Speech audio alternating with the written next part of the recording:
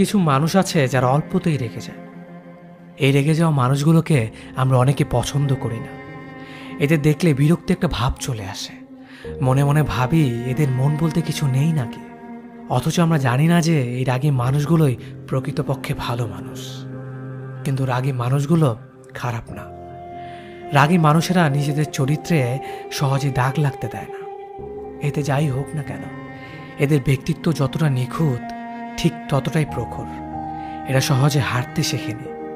রাগ সবসময় খারাপ অর্থ বহন করে না। মাঝে মাঝে রাগের মধ্যেও নিজের ব্যক্তিত্বকে তুলে ধরা যায়। তবে অকারণে রাগ করা কিংবা অল্পতেই রেগে যাওয়া খুব খারাপ। এসব রাগের কোনো মূল্য নেই। এসব রাগ হলো এক ধরনের ছেঁচড়ামি। রাগী মানুষগুলো যা বলবে সব তোমার সামনেই বলবে। ভালো করলে ভালো বলবে, খারাপ করলে খারাপ। এরা সামনে তালি আর পেছনে গালি দেয় না। যা বলবে সব মুখের ওপর বলবে।